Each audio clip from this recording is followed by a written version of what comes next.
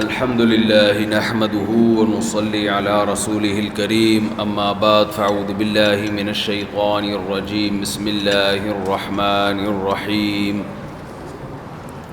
يا أيها الذين آمنوا ادخلوا في السلم كافة ولا تتبعوا خطوات الشيطان إنه لكم عدو مبين وقال تعالى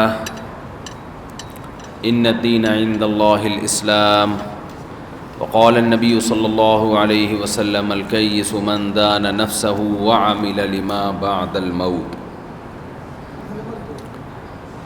قرآن مجید کی ایک آیت اور نبی صلی اللہ علیہ وسلم کی حدیث پڑھی ہے۔ اللہ تعالیٰ سے دعا ہے اللہ تعالیٰ صحیح طرح سے بات کہنے کی، سننے کی، سمجھنے کی اور عمل کی توفیق عطا فرمائے۔ آمین۔ گرمائے ڈیر دے یہاں آ کے پتہ چلا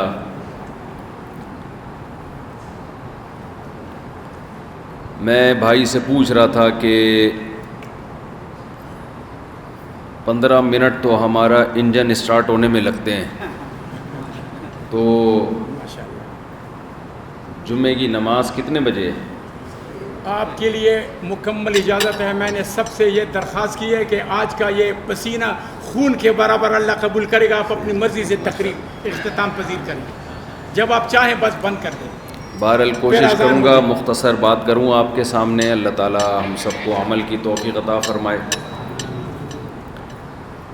دیکھو بھائی، ہمارے ایک استاذ تھے،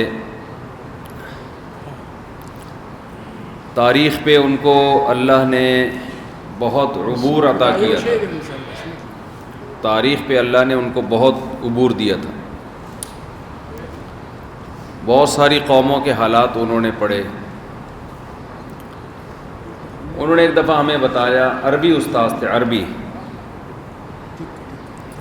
انہوں نے بتایا کہ دنیا میں کوئی ایسی قوم نہیں ہے جس میں مسلمان بھی ہوں اور غیر مسلم نہ ہوں۔ بات سمجھ میں آ رہی ہے؟ مجھے بیان تو آتا نہیں، میں گپ شپ لگاتا ہوں، بات چیت کرتا ہوں آپ لوگوں سے۔ دنیا میں جتنی بھی قومیں ہیں، ہر قوم میں مسلم بھی ہیں اور بولو آگے غیر مسلم۔ عربوں میں آپ کو ملیں گے، عربوں میں بھی عیسائی بھی ہیں، یہودی بھی ہیں اور مسلمان زیادہ ہیں۔ ان کی رپورٹ یہ تھی کہ دنیا میں پٹھان قوم ایسی ہے جس میں غیر مسلم کوئی نہیں ہے، اگر کوئی ہے تو وہ بعد میں مرتد ہو گیا ہو، ایک الگ بات ہے۔ یعنی ان کی تحقیق یہ تھی کہ یہ وہ قوم ہے کہ جب مسلمان ہوئی تو پوری قوم A to Z، الف سے لے کے یا تک پوری قوم ایک ہی دفعہ میں مسلمان ہوئی ہے، اور اللہ کا شکر ہے ہو گئی تھی، ورنہ کسی کا باپ بھی نہیں کر سکتا تھا، کوئی طاقت تھی تبدیل کرنے کی۔ وہ ایک بھائی سے کسی نے پوچھا، پٹھان بھائی سے، یار تمہاری قوم میں کوئی پیغمبر نہیں گزرا؟ اس نے کہا یہ عیسیٰ خان موسیٰ خان تمہارے باپ کا نام تھا؟ تو مجھے یہ تو نہیں پتا کہ پیغمبر آیا نہیں آیا، لیکن یہ رپورٹ ہے کہ پٹھان قوم دنیا میں ایک ایسی قوم ہے کہ جب اس نے اسلام قبول کیا تو پوری قوم ایک ہی دفعہ میں اسلام میں داخل ہوئی، اور اس وقت سے اب تک الحمدللہ کیا ہے؟ مسلمان ہے۔ اس لیے کسی کو پٹھان کہہ دو، مسلمان کہہ دو، ایک ہی بات ہے۔ لیکن زمانے کا فتنہ پھیل رہا ہے۔ دیکھو آپ لوگوں کی غیرت دنیا میں مشہور ہے۔ یہ جو دور ہے نا، یہ جس زمانے سے ہم گزر رہے ہیں، اس میں کافر کو ہماری نماز پہ کوئی اعتراض نہیں ہے، کافر کو ہمارے روزے پہ کوئی اعتراض نہیں ہے، کافر کو ہماری غیرت پر اعتراض ہے۔ غیرت کیا ہونی چاہیے؟ ختم۔ جس قوم میں جتنی زیادہ غیرت ہے، جو باہر کی اسلام دشمن قوتیں اور طاقتیں ہیں وہ اسی قوم کی غیرت کو ختم کرنے میں اتنا ہی پیسہ خرچ کر رہی ہیں۔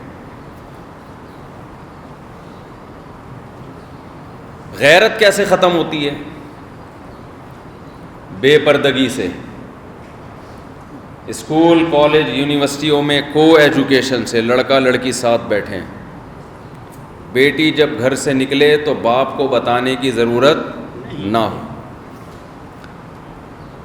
موبائل پہ جب کسی سے دوستی لگائے تو کوئی اس سے پوچھنے والا نہ ہو۔ جس قوم میں یہ بے حیائی پھیل جائے وہ قوم غیرت مند نہیں رہتی۔ غیرت کا ایک صحیح استعمال ہے، ایک غلط استعمال ہے۔ عرب بڑے غیرت مند تھے، تبھی اللہ تعالیٰ نے اس قوم کے لیے اپنے حبیب محمد صلی اللہ علیہ وسلم کو منتخب کیا۔ اللہ نے آخری نبی جس قوم میں بھیجا، کیونکہ محمد صلی اللہ علیہ وسلم کے بعد کسی پیغمبر نے نہیں آنا تھا، تو اللہ نے ایسی قوم کا انتخاب کیا جو اس وقت غیرت میں سب سے اعلیٰ مقام پر تھی۔ اللہ نے موسیٰ علیہ السلام کو بنی اسرائیل کے پاس بھیجا، کیونکہ موسیٰ علیہ السلام آخری نبی نہیں تھے۔ بنی اسرائیل نالائق قوم تھی، احسان فراموش۔ بتاؤ، احسان کا بدلہ دینا یہ غیرت ہے یا احسان فراموشی غیرت ہے؟ احسان کا بدلہ دینا۔ موسیٰ علیہ السلام نے اتنے احسانات کیے، اتنے احسانات، فرعون غرق ہوا موسیٰ علیہ السلام کی وجہ سے۔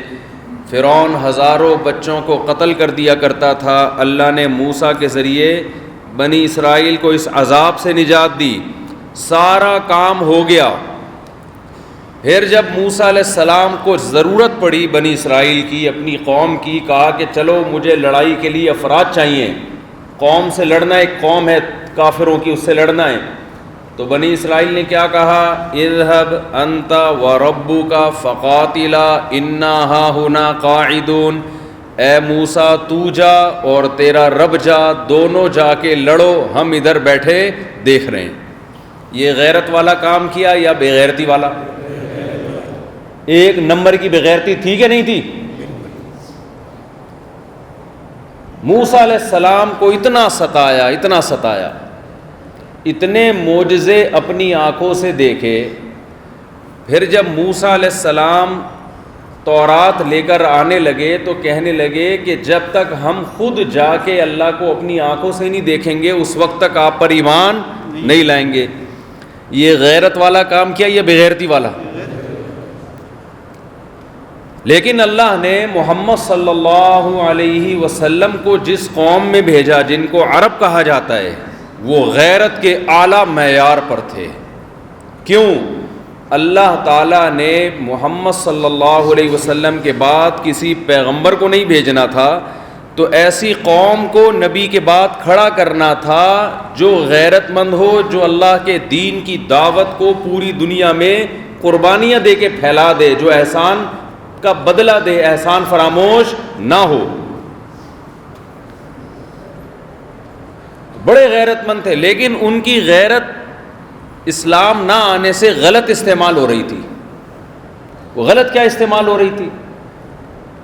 وہ اپنی بیٹی کو زندہ دفن کر دیتے تھے کہ ہم کسی کو داماد کیوں بنائیں۔ وہ ذرا ذرا سی بات پہ قتل کر دیا کرتے تھے۔ یہ غیرت کا صحیح استعمال تھا یا غلط استعمال تھا؟ جس میں غیرت نہیں ہوتی نا، وہ تو استعمال ہی نہیں ہوتا نا۔ جب غیرت ہی نہیں ہے تو استعمال غیرت کا کہاں ہوگا؟ وہ میں اکثر ایک واقعہ سناتا ہوں، امام صاحب ناراض نہ ہو، تھوڑا سا میں چٹکلے سناتا رہتا ہوں۔ نہیں، اجازت ہے، سب لوگ اس انتظار میں ہیں کہ وہ چٹکلے سن لیں۔ جب غیرت نہ ہو نا پھر یہ ہوتا ہے جو بھی بتا رہا ہوں۔ وہ ایک آدمی گیا نا کسی ملک میں، غیر مسلم میں، جو انگریزوں کے تو آپ کو پتہ ہے ترقی بہت ہے، غیرت بیرت کیا ہو گئی ہے، ختم۔ تو یہاں سے ایک آدمی گیا، پشاور سے، کوئٹہ سے، کراچی سے، کہیں سے چلا گیا ہوگا بیچارہ۔ اس نے انگریز کو جا کے بتایا ہم لوگوں میں بڑا غیرت ہے، انگریز نے بولا یہ غیرت کیا ہوتا ہے؟ اس نے بولا ہم لوگ کو بڑا غیرت ہے نا، ایسے ہم لوگ کوئی ناجائز کام دیکھیں ہم لوگ کا کھوپڑی گھوم جاتا ہے۔ انگریز نے بولا یہ غیرت تو ہم لوگوں میں بھی ہے۔ پاکستانی نے بولا یار کوئی واقعہ سنا دو غیرت کا، تمہارے اندر کیسے ہے؟ اس نے کہا کہ ہم نے اپنی بیٹی کو دیکھا ایک آدمی کے ساتھ پارک میں بیٹھا ہوا ہے، ہمارے کو اتنا غصہ آیا، اتنا غیرت آیا۔ تو اس پٹھان بھائی نے بولا پھر تو نے کیا کیا؟ اس نے کہا ہم نے بولا اس دفعہ تو برداشت کر لیا، اگلی دفعہ برداشت نہیں کرے گا۔ بولا اچھا بھائی تو بڑا غیرت ہے۔ کہہ رہا پھر ہم نے دوبارہ اس کو دیکھا، اپنی بیٹی کو دیکھا کسی غیر مرد کے ساتھ پارک میں گھوم رہا ہے، پھر ہمیں بڑا غیرت آیا۔ پٹھان بھائی نے پوچھا اب تو کیا کیا تو نے غیرت؟ اس نے بولا ہم نے بولا اس دفعہ تو برداشت کر لیا، اگلی دفعہ برداشت نہیں کرے گا۔ اس نے بولا بھائی یہ کون سا غیرت ہے یار؟ اس نے کہا وہ پھر ہم نے اس کو دیکھا اپنے گھر میں، دیکھا صوفے پہ، اپنے گھر میں اپنے صوفے پہ دیکھا غیر مرد کے ساتھ اپنی بیٹی کو۔ اب اس کو غصہ آیا نا، اس نے بولا پھر تو نے کیا کیا؟ کہہ رہا ہے اب ہم نے بولا 2 دفعہ معاف کر دیا، اب تیسری دفعہ معاف نہیں کرے گا۔ پھر کیا کیا تو نے؟ کہہ رہا ہم نے گھر سے وہ صوفہ نکال دیا۔ 2 دفعہ برداشت ہوتا ہے، تیسری دفعہ ہم برداشت، بولو، گھر سے کیا نکال دیا؟ صوفہ، تاکہ بیٹھنے کی جگہ ہی نہ رہے گھر میں۔ دیکھو یہ ایک لطیفہ ہے، لیکن اسلام دشمن قوت چاہتی ہے کہ ہماری غیرت ایسی ہو جائے جیسی، بولو نا، ان کی ہے، ہم لوگ بھی ایسے ہی ہو جائیں۔ تو اسلام غیرت کو پسند کرتا ہے۔ صحابہ کرام کی غیرت غلط استعمال ہو رہی تھی اسلام سے پہلے، بیٹی کو زندہ دفن کر رہے تھے، اسلام نے اس غیرت کے رخ کو کیا کر دیا؟ ٹھیک کر دیا کہ نکاح میں اور زنا میں کیا ہے، حلال میں اور حرام میں کیا ہے، فرق ہے۔ تو اللہ نے جس قوم کو بھی غیرت دی ہے وہ بے حیائی کو کبھی بھی پسند نہیں کرے گی۔ جس قوم کو بھی اللہ نے غیرت دی، آج باقاعدہ پیسہ خرچ کر کے تعلیم اور ایجوکیشن کے نام پہ ہماری غیرت کو، ہماری عورتوں کی حیا کو ختم کیا جا رہا ہے۔ اس کو بچانے کی کوشش کرو، زور لگاؤ، اس ایڑی چوٹی کا زور لگاؤ، اپنے حکمرانوں پہ دباؤ ڈالو، احتجاج کرو، بھائی ہمیں یہ کو ایجوکیشن سسٹم نہیں چاہیے۔ دیکھو وہ لڑکیاں جب جاتی ہیں نا یونیورسٹیوں میں، کالج، ہم تعلیم کے خلاف نہیں ہیں، ایجوکیشن کے خلاف نہیں ہیں، ہم کس کے خلاف ہیں؟ بے حیائی کے خلاف ہیں۔ یہ جو نظام بنا ہوا ہے نا ہمارا، خوبصورت نظام ہے، باپ ہے، ماں ہے، خالہ ہے، چاچا ہے۔ ابھی میں یہاں آیا ماشاءاللہ چچے اتنے ختم ہی نہیں ہو رہے چاچے۔ ہوتا ہے نا، پشاور میں جاؤ، کوئٹہ میں جاؤ، یہ ہمارا چاچا ہے، یہ کون ہے؟ یہ بھی ہمارا چاچا ہے، یہ کون ہے؟ یہ بھی ہمارا چاچا ہے، یہ کون ہے؟ یہ بھی ہمارا چاچا ہے، بھائی یہ کون ہے؟ یہ بھی ہمارا چاچا ہے۔ یہ چاچے ختم ہوں گے تو پھر ماموں شروع ہوں گے۔ انگریزوں کے یہاں ہوتا ہے ایسے؟ کبھی سنا آپ نے یہ ہمارا چاچا ہے؟ ان کو یہی نہیں پتا بیچاروں کو ہمارا ابا کون سا ہے، باپ بھی ہے یا نہیں ہے۔ میں پہلے یہاں آیا تھا پشاور میں، ایک میں نے مثال دی تھی، آپ کو دوبارہ مثال دیتا ہوں۔ جو مثال صحیح ہوتی ہے نا وہ بار بار دی جانی چاہیے، کیونکہ آپ لوگوں کے خاندانی نظام کو ہدف بنایا جا رہا ہے، ختم کرنے کی کوشش کی جا رہی ہے، اور وہ ختم کس سے ہوگا؟ بے حیائی سے۔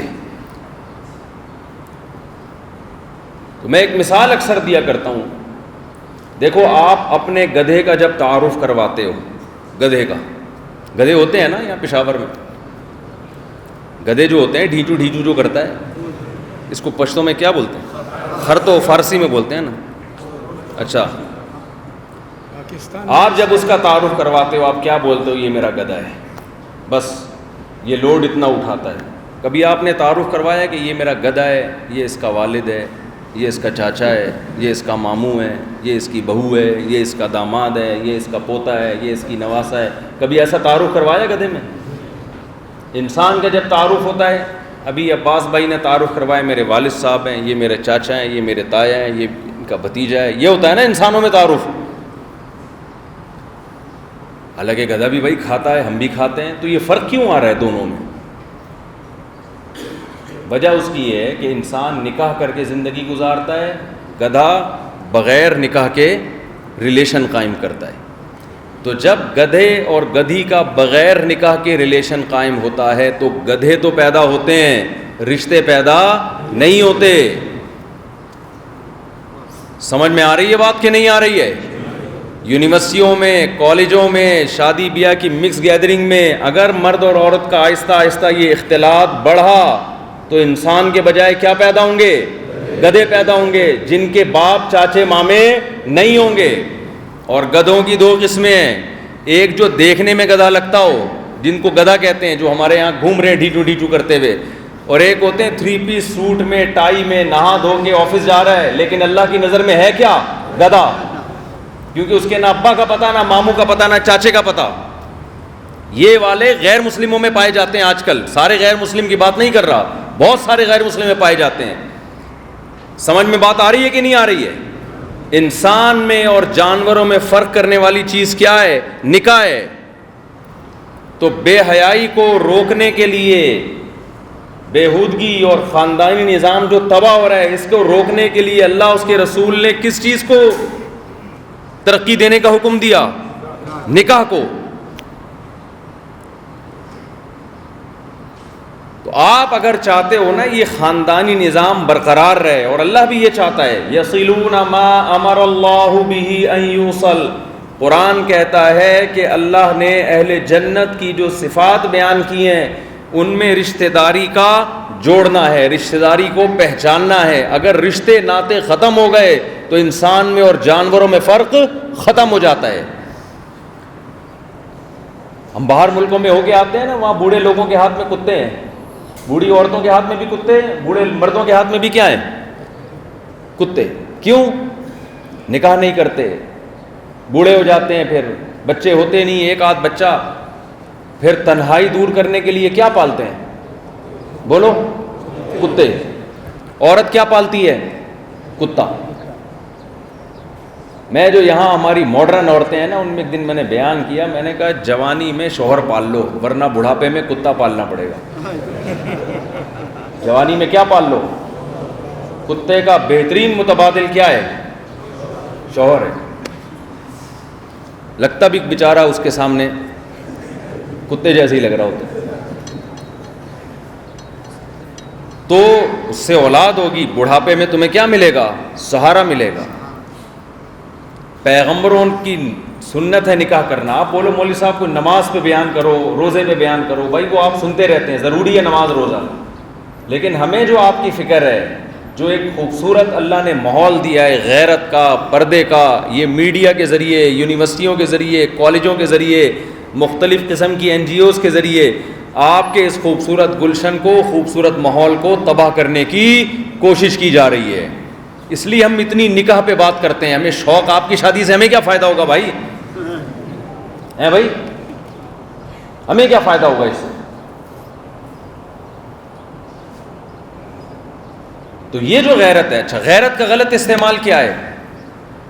غیرت کا غلط استعمال, جہاں شریعت نے جس چیز کو غیرت قرار نہیں دیا, آپ اس کو کیا قرار دو؟ غیرت. اللہ نے بیٹی کی مرضی کے بغیر اس کی شادی کو حرام قرار دیا ہے. سمجھ رہے ہو بات کو؟ نہیں سمجھ رہے؟ اگر وہ نکاح کرنا چاہے, آپ اس میں رکاوٹ ڈالو, یہ جائز عمل ہے کہ ناجائز عمل ہے؟ ناجائز عمل ہے. تو غیرت شریعت کی حدود کے اندر اندر رہنی چاہیے. دوسری بات, وقت چونکہ تھوڑا ہے, میں آپ سے ایک اور بات عرض کروں گا. دیکھو یہ دور ہے فرقہ واریت کا. آج جب کوئی دین پہ چلنے کی کوشش کرتا ہے, سب سے بڑا سوال ہوتا ہے کون سا والا اسلام؟ کتنے سارے فرقے ہیں, تو ہم کون سے والے اسلام پہ چلیں؟ یہ سوال ہوتا ہے کہ نہیں ہوتا؟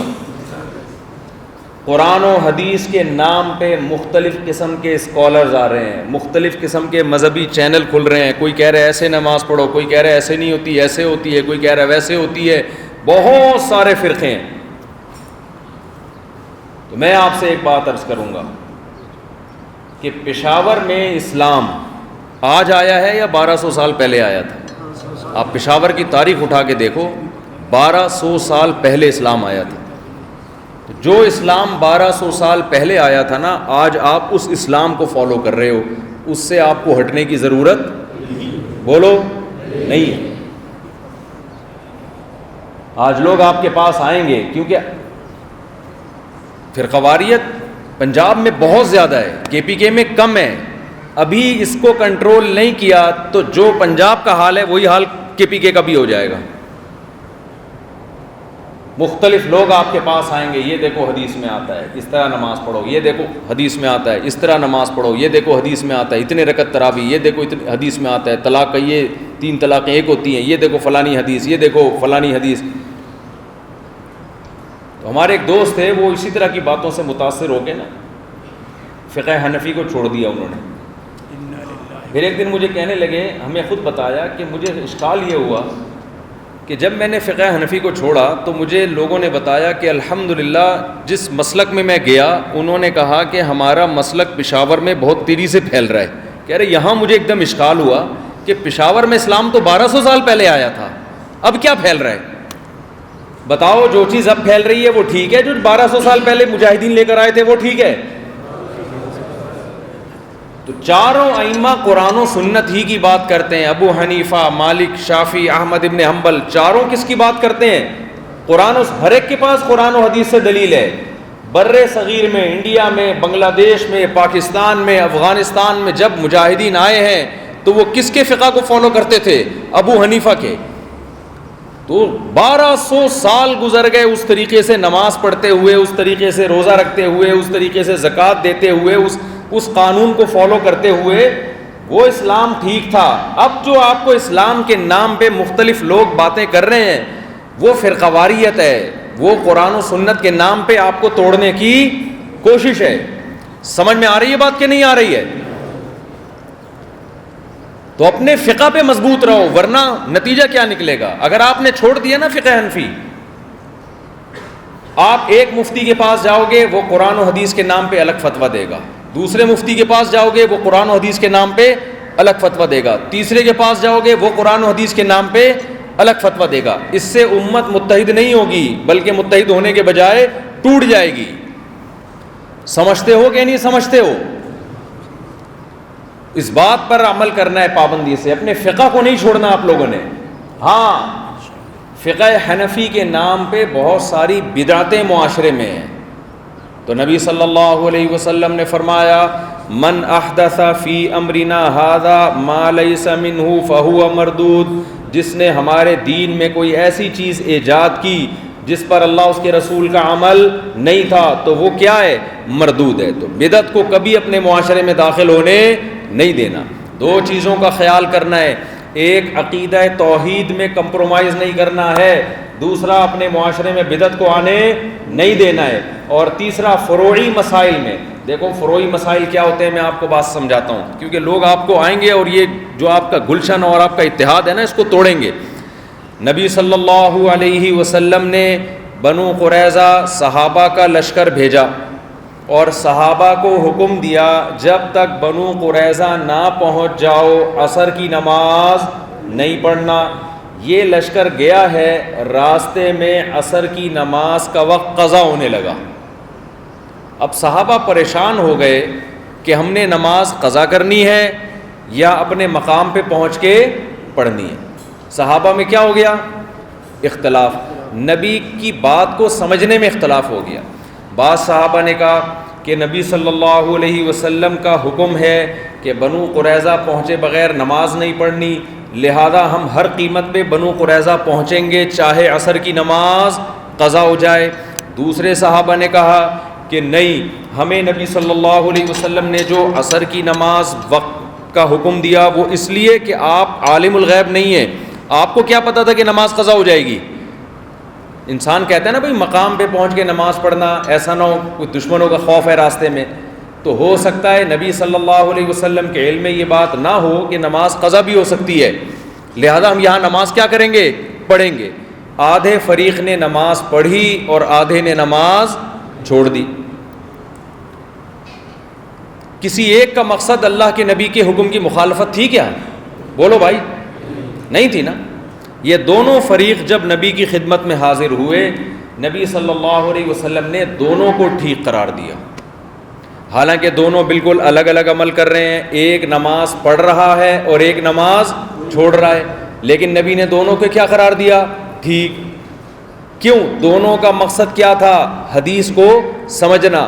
تو خوب سمجھ لیں، یہ جو چاروں امام گزرے ہیں، ابو حنیفہ، مالک، شافعی، احمد ابن حنبل، ان سب نے قرآن و حدیث پہ تحقیق کی ہے اور اپنی اپنی عقل کے مطابق اسے سمجھنے کی کوشش کی ہے۔ بہت سارے مسئلوں میں سب کا اتفاق ہو گیا۔ جیسے رمضان کے ہم پہ جو روزے فرض ہیں، کس مہینے میں فرض ہیں؟ رمضان میں۔ اس میں کسی کا اختلاف ہے کوئی؟ صبح سحری سے لے کے غروب آفتاب تک روزے کا ٹائم ہے، اس میں کوئی اختلاف ہے بھائی کسی کا؟ نمازیں ہم نے کتنی پڑھنی ہیں؟ 5۔ کوئی اختلاف ہے؟ حج زندگی میں کتنی دفعہ کرنا ہے؟ 1 دفعہ۔ کوئی اختلاف ہے؟ اور حج کرنا کہاں ہے؟ بینکاک جانا ہے اس کے لیے، جاپان جانا ہے، کہاں جانا ہے؟ مکہ مکرمہ جانا ہے۔ کوئی اختلاف ہے اس میں؟ حج کا جو بنیادی طریقہ ہے کہ منا سے پھر مزدلفہ سے پھر رمی کے لیے جانا اور پھر قربانی، اور یہ پورا جو طواف زیارت، یہ طریقہ بھی سب کے نزدیک کیا ہے؟ ایک جیسا طریقہ ہے۔ نماز پڑھنی ہے، بولتے رہو نا بھائی جان، تو اس میں کوئی اختلاف ہے؟ فجر کی کتنی رکعتیں ہیں؟ ظہر کی کتنی ہیں؟ اگر فرض ملایا، صرف فرض دیکھا جائے تو فجر کے 2 فرض ہیں، ظہر کے 4 فرض ہیں، عصر کے 4، مغرب کے 3، عشاء کے 4۔ کوئی اختلاف ہے اس میں؟ بہت سارے مسائل میں اتفاق ہے۔ کچھ مسائل میں قرآن و حدیث سمجھنے میں کیا ہو گیا بھائی؟ اختلاف ہو گیا۔ جیسے صحابہ میں ہو گیا تھا کہ رفع الیدین کرنا ہے کہ نہیں کرنا۔ امام شافعی نے دیکھا کہ نبی کی حدیث ہے، نبی نے رکوع میں جاتے رفع الیدین کیا، امام شافعی نے فتویٰ دیا کہ رفع الیدین کرنا چاہیے۔ امام ابو حنیفہ نے دیکھا اور امام مالک نے دیکھا کہ مدینہ میں صحابہ کرام اور کوفہ میں صحابہ رفع الیدین نہیں کرتے، انہوں نے کہا یہ نبی نے آخر میں چھوڑا ہوگا، اگر نہیں چھوڑا ہوتا تو یہ لوگ رفع الیدین کر رہے ہوتے، یہ نہیں کر رہے کیونکہ انہوں نے نبی کی آخری نمازوں کو دیکھا ہے، تو یہ اس کی علامت ہے کہ رفع الیدین نبی کیا کرتے تھے مگر آپ نے آخر میں چھوڑ دیا۔ دونوں کا مقصد کیا تھا بھائی؟ اللہ اس کے رسول کی نماز کو فالو کرنا۔ سمجھ میں آ رہی ہے بات کہ نہیں آ رہی؟ اب کوئی اٹھ کے کہے کہ جو یوں نماز پڑھتا ہے وہ نبی کا مخالف، اور کوئی کہے جو رفع الیدین نہیں کرتا وہ حدیث کا منکر، دونوں ایک نمبر کے جاہل ہیں۔ بات سمجھ میں آ رہی ہے کہ نہیں آ رہی ہے؟ دونوں کیا ایک نمبر کے کیا ہیں؟ جاہل۔ آپ نے کیا کرنا ہے؟ ایک فقہ کو فالو کرنا ہے اور دوسرے پہ طنز نہیں کرنا۔ اب سوال پیدا ہوتا ہے جب دونوں ٹھیک ہے تو ایک کو فالو کیوں کرنا ہے بھائی؟ جب چاروں مسلک ٹھیک ہیں تو ایک کے پیچھے کیوں چلنا ہے؟ ایک کے پیچھے اس لیے چلنا ہے کہ انسان خواہشات نفسانیہ کا غلام نہ بن جائے۔ رکھ دیں ادھر۔ اس کی میں آپ کو ایک مثال دیتا ہوں۔ قرآن مجید میں اللہ تعالیٰ نے فرمایا کہ وضو ٹوٹتا ہے، قضاء حاجت سے وضو ٹوٹ جاتا ہے، اور اللہ نے فرمایا اولا مستم النساء، تم نے عورت کو چھوا ہو، اس سے بھی کیا ہو جاتا ہے؟ وضو ٹوٹ جاتا ہے۔ بات آئی سمجھ میں؟ امام شافعی نے اس آیت سے نتیجہ نکالا کہ اللہ کہہ رہے ہیں تم نے عورت کو چھوا ہو تو وضو ٹوٹ جاتا ہے، لہذا وہ کہتے ہیں کسی عورت کو بھی، اپنی بچی کو بھی ہاتھ لگ گیا تو اس سے وضو کیا ہو جائے گا؟ ٹوٹ جائے گا۔ امام ابو حنیفہ نے کہا کہ نہیں، اس سے مقصد عورت کو ہاتھ لگانا نہیں ہے بلکہ زوجہ سے ہم بستری مراد ہے، کیونکہ قرآن پاکیزہ کلام ہے نا، وہ اشارہ اور کنایہ میں بات کرتا ہے، تو اس سے یہ نہیں ہوگا کہ ہاتھ لگانے سے وضو ٹوٹ جائے۔ مقصد کیا ہے؟ چھونے سے کیا مراد ہے؟ ہم بستری۔ اس لیے امام ابو حنیفہ نے کہا کہ عورت کو ہاتھ لگنے سے وضو نہیں ٹوٹتا، امام شافعی نے کہا عورت کو ہاتھ لگنے سے وضو ٹوٹ جاتا ہے۔ دوسرا اختلاف، امام شافعی نے کہا کہ جب جسم سے خون نکلتا ہے اس سے وضو بولو نہیں ٹوٹتا، امام ابو حنیفہ نے کہا جسم سے خون نکلنے سے وضو ٹوٹ جاتا ہے۔ سمجھ میں آ رہی ہے بات؟ دونوں کے پاس اپنے اپنے دلائل ہیں۔ اب ہم کہتے ہیں ایک فقہ کو فالو کرو، کیوں؟ اس کی وجہ یہ ہے کہ اس طرح آپ دین پہ چل نہیں سکتے اگر کبھی ادھر کبھی ادھر جاؤ گے۔ اب دیکھو، ایک آدمی نے وضو کیا، وضو کے بعد کسی بچی کو، لڑکی کو ہاتھ لگا لیا، اپنی بچی کو پیار کیا اس نے، اب کوئی شخص آ کے کہتا ہے کہ امام شافعی کی تحقیق یہ ہے اس سے وضو ٹوٹ جاتا ہے لہذا تمہارا وضو ٹوٹ گیا.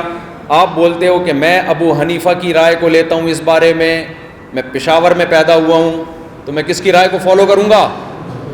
یہاں 1200 سال سے کس مجاہدین جو آئے نا اسلام لے کے وہ حنفی تھے سارے. محمود غزنوی کیا تھا؟ ٹیپو سلطان کیا تھا؟ جتنے آپ کو ملیں گے بڑے بڑے مجاہدین یہ سارے کیا تھے؟ حنفی تھے. تو لہذا میں ابو حنیفہ کی رائے کو فالو کروں گا. دونوں طرف دلائل ہیں لیکن میں کس کو فالو کروں گا؟ ابو حنیفہ کی رائے کو. لہذا میرا وضو نہیں ٹوٹا. تھوڑی دیر میں آپ کے جسم سے خون نکل گیا. اب وہی بندہ آ کے کہہ رہا ہے کہ تم ابو حنیفہ کی رائے کو فالو کرتے ہو تو خون نکل گیا تو وضو کرو. آپ کہتے ہو اس مسئلے میں کس کو فالو کروں گا؟ امام شافعی کی. وہ بھی تو برحق امام ہے. تو یہ دین کے ساتھ مذاق ہوگا کہ نہیں ہوگا؟ سمجھ میں نہیں آ رہی بات؟ اس لیے مجبوری ہے. فالو کس کو کیا جائے گا؟ ایک کو فالو کیا. صحیح سب کو سمجھا جائے گا. تو کوئی بھی قرآن و سنت کے نام پہ آپ کو اس طریقے سے ہٹانے کی کوشش کرے تو وہ اتحاد نہیں پیدا کر رہا بلکہ کیا کر رہا ہے؟ اختلاف. میں جب چھوٹا تھا نا, جب میرا پہلا سال تھا مدرسے کا, ایک بندہ میرے پاس آیا اور کہنے لگا کہ یہ کیا حنفی مالکی شافعی حنبلی 4 فرقے بنا ڈالے. حالانکہ فرقے نہیں ہیں, یہ تو سوچ کا اختلاف ہے نا جو صحابہ میں بھی تھا. تو تم لوگوں نے 4 بنا ڈالے ہیں. میں نے کہا کیا کرنا چاہیے؟ کہ ان کو ختم کر دو. میں نے کہا بھائی کیسے ختم کریں؟ اس نے کہا دیکھو جو قرآن میں لکھا ہوا ہے جو حدیث میں لکھا ہوا ہے اس کو مانتے چلے جاؤ. جو کہاں لکھا ہوا ہے قرآن میں حدیث میں بس جیسے آ گیا عمل کرتے چلے جاؤ, یہ فرقے خود ہی ختم ہو جائیں گے. میں نے اس سے کہا مجھے یہ بتاؤ یہ جو 4 امام تھے جو تابعین تبع تابعین کے دور کے ہیں, انہوں نے جب قرآن و سنت پہ, یہ قرآن و سنت کے مجھ سے اور آپ سے بڑے عالم تھے یا نہیں تھے؟ اس نے کہا بالکل تھے. میں نے کہا انہوں نے صحابہ تابعین تبع تابعین کو دیکھا نمازیں پڑھتے ہوئے؟ اس نے کہا ہاں بالکل دیکھا. میں نے کہا ان پر پوری امت کو اعتماد بھی ہے, ایسا ہی ہے نا؟ میں نے کہا انہوں نے جب قرآن و سنت کا اتنا مضبوط علم ہونے کے باوجود بھی تحقیق کی تو آپ کی رائے کے مطابق 4 فرقے بن گئے. پھر بھی تو جب 1 ارب 22 کروڑ مسلمان تحقیق کریں گے تو یہ 4 سمٹ کے ایک نہیں ہوگا بلکہ 1 ارب 22 کروڑ فرقے بن جائیں گے. بھائی آپ لوگ کی سمجھ میں نہیں آ رہا تو اس کی سمجھ میں کہاں سے آیا ہوگا؟ ہر آدمی قرآن و حدیث کو تختہ مشق بنائے گا تو فرقے ختم نہیں ہوں گے. کیا ہوں گے؟ بڑھیں گے. 1 ارب فرقے بن جائیں گے جیسے کہ بن رہے ہیں. تو جب فتویٰ لینا ہو, مسئلہ پوچھنا ہو کسی مستند دینی ادارے سے فتویٰ لو. پشاور میں وہ ہے نا اکورا خٹک میں جو ہے کیا نام ہے اس کا؟ ہاں دارالحقانیہ ہے. فیصل آباد میں امدادیہ ہے. کراچی میں جامعۃ الرشید ہے, دارالعلوم گرنگی ہے, جامعہ فاروقی ہے. یہ مدارس وہ ہیں جن کا صدیوں سے لنک سلسلہ چلا آ رہا ہے, صدیوں سے چلا آ رہا ہے. دیکھو انسان کے 2 طرح سے انسان کا نسب چلتا ہے. ایک نسب ہے روحانی اور ایک نسب ہے جسمانی. جس آدمی کا ابا آدم علیہ السلام تک ابا کا سلسلہ نہ پہنچ رہا ہو, درمیان میں ایک آدھ ابا مارکیٹ سے شارٹ ہو جائے تو وہ حلالی ہوگا؟ بولو نا یار. بھائی آپ سے کسی نے آگے پوچھا آپ کے والد, آپ نے کہا یہ, ان کے والد کا نام یہ نام, اس کے ابا فلاں, اس کے ابا, آپ بولو بھائی مجھے یاد نہیں ہے لیکن یہ یقین ہے کہ تھے. یاد تو نہیں ہوتا لیکن تھے. ان کے ابا ہاں تھے. یہ سلسلہ کہاں تک پہنچے گا؟ نوح علیہ السلام وہاں سے آدم علیہ السلام تک. ایسا ہی ہے نا؟ تو اس طرح خوب اچھی طرح بات سمجھ لو کہ رسول اللہ صلی اللہ علیہ وسلم جو دین لے کر آئے تو قرآن کہتا ہے یعلمہم الکتاب والحکمہ. نبی جب قرآن لے کر آئے ہیں تو نبی نے قرآن سکھانا ہے صحابہ کو براہ راست. حالانکہ قرآن کس کی زبان میں نازل ہوا تھا؟ صحابہ کی زبان میں. پھر بھی قرآن کہہ رہا ہے سکھائیں گے کون؟ نبی سکھائیں گے. وَيُزَكِّيهِمْ, نبی ان کا تزکیہ بھی کریں گے, ان کو گناہوں سے پاک صاف کرنے کی ٹریننگ بھی دیں گے, تربیت کریں گے ان کی. تو صحابہ نے ڈائریکٹ قرآن پڑھ کر ان کو ہدایت نہیں ملی بلکہ قرآن کس سے سیکھا؟ نبی سے سیکھا. اب مجھے ایک بات بتاؤ, آگے جب تابعین پیدا ہوئے تو صحابہ نبی سے سیکھے بغیر نہیں سیکھ سکتے تھے، تو کیا تابعین ڈائریکٹ قرآن و سنت کو سمجھ سکتے تھے؟ نہیں. اگر وہ صحابہ کو بیچ سے نکال دیتے تو سمجھ سکتے تھے؟ صحابہ کہتے ہم تو سیکھے نہیں، ہماری زبان میں نازل ہو، تم کہاں سے سیکھ گئے؟ تو تابعین نے کس کو استاذ بنایا؟ بولو، صحابہ کو.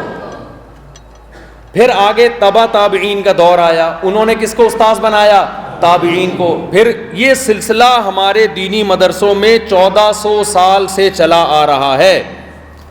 میں نے بخاری کس سے پڑھی، میں بتا سکتا ہوں، میرے استاذ کا نام فلاں، پھر ان کا فلاں، پھر ان کا فلاں. یہ سلسلہ امام بخاری سے ہوتے ہوئے پوری سند متصل کے ساتھ کہاں پہنچتا ہے؟ محمد صلی اللہ علیہ وسلم تک. ہر چیز میں ایسا ہونا ضروری ہے. اگر کوئی شخص اٹھ کے کہتا ہے کہ میں قرآن و حدیث خود سمجھتا ہوں، میرا کوئی روحانی پیشوا نہیں ہے، میرا کوئی استاذ نہیں ہے، تو اس کا مطلب وہ روحانی اعتبار سے ثابت النسب اور حلالی نہیں. آج بہت سارے اسکالرز ایسے آ رہے ہیں جو قرآن و حدیث کی تشریح کر رہے ہیں. جب آپ ان سے پوچھو تم نے قرآن و سنت کس سے سیکھا، تو وہ کہتے ہیں ہمیں کسی سے سیکھنے کی ضرورت نہیں ہے، ہم نے اخپل طریقے سے پڑھا ہے. وہ کیا کہتے ہیں؟ ہم نے، آواز پیچھے جا رہی ہے کہ نہیں جا رہی ہے؟ وہ جو پیچھے لوگ کھڑے، وہ کہتے ہیں ہم نے کس طرح پڑھا ہے؟ اخپل طریقے سے. اچھا، ایک اور بات، تو یہ پتہ چل گیا اہل حق علماء کی علامت کیا ہے کہ ان کا سلسلہ کہاں سے جا کے ملے. دیکھو امام ابو حنیفہ جو ابو حنیفہ بنے، کیوں بنے؟ ایسے تھوڑی بن گئے کہ انہوں نے قرآن حدیث خود سے پڑھ لیا.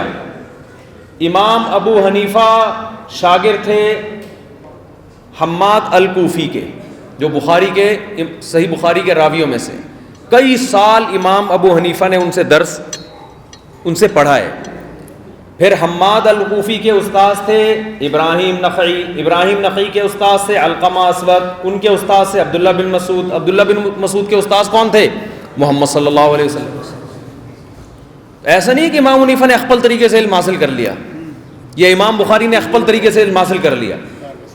تو جو بھی آج چینل بنا رہا ہے یا کوئی فتویٰ دے رہا ہے، اچھا بعض لوگ ایسے ہیں جو آپ کو بولیں گے میرا استاذ فلاں ہے، تو سوال پر تمہارے استاذ کے استاذ کون ہیں؟ وہ آگے بتانے سے کیا ہو جائیں گے؟ عاجز. سمجھ رہے ہو بات کو کہ نہیں سمجھ رہے؟ تو اس کا مطلب یہ ہوا کہ یہ لوگ روحانی اعتبار سے ثابت النسب نہیں ہے. اچھا مجھے ایک بات بتاؤ، آپ سے کوئی پوچھے آپ کے والد کا نام کیا ہے، آپ نے بول دیا دی عبدالستار. آپ بولو ان کے والد کون تھے؟ بولو نوح علیہ السلام. بولو بھائی یہ کیسے ہو سکتا ہے یار، درمیان میں اتنے سارے ابا مارکیٹ سے تم نے شارٹ کر دیے، ہزاروں ابا، 2-4 شارٹ کرتے ہیں ہم، تو یہ بندہ ثابت النسب ہو سکتا ہے؟ نہیں.